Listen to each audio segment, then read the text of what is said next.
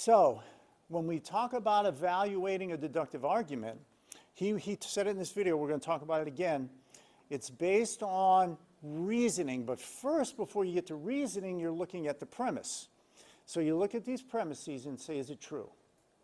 When we talk about reasoning, what we want to know now is, are they structured correctly? If I had said, Brian is wearing red shoes, today was almost 70 degrees, my second premise. You'll say, how do those two connect? I don't get it. They're both true, but there's no structure there. I don't know how you're going to get to a conclusion, Ed. So you've got to have reasoning that moves you from one to the next one, right? Does your conclusion follow from those premises? That's the key. So this is how you find new truths. This is how mathematics works. This is how logical thinking works.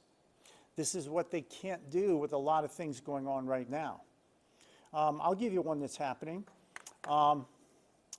Fentanyl kills people. Is that true? Well, maybe the right dose or the misuse of fentanyl kills people, right? You want to make it so that it's airtight truth.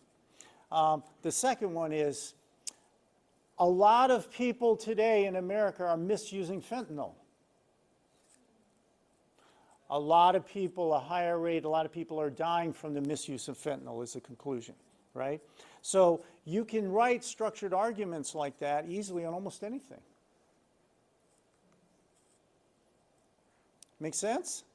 Okay. So a few examples. When I finish a couple slides, Julian's going to be doing a little game with you guys on this. But let's keep doing this, because learning this isn't easy. You'll never learn this in one class. You're going to have to decide that you're going to embrace this and start operating that way. When you read the Bible, the Bible's full of it. René Descartes. He said, all beings that think exist. First premise. Second premise, I think. What's the conclusion? All right, this is one of those things that if you say to yourself, and people will argue this, is there anything you're 100% certain of in life? Anything you're 100% sure? We can't say about the sun coming up tomorrow. We can't say about what you're going to have when you go home tonight for snacks. We can't say I'm certain my car's still in the parking lot. Well, I mean, we're not 100%. Here's one that you probably can. You can probably go, yeah, I don't think I'm a hologram. I'm not in the Matrix. I think, I do really believe I exist. I think it's true.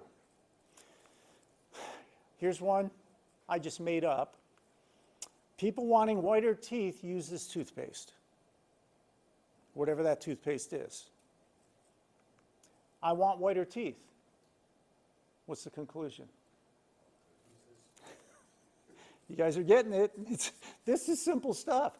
Think about how they came up with a simple logical argument for the beginning of the universe from nothing.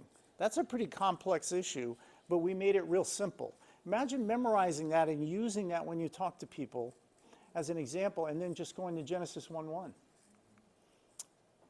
I did this. I taught logic at the Christian school. This is one I put together for them. Getting good grades requires studying. Not everybody. I know. Getting good grades usually requires studying, right? You could make a little qualifier if you wanted to. I want good grades. What's the conclusion? Right. See, you can do this. I tried that on my son. It didn't work.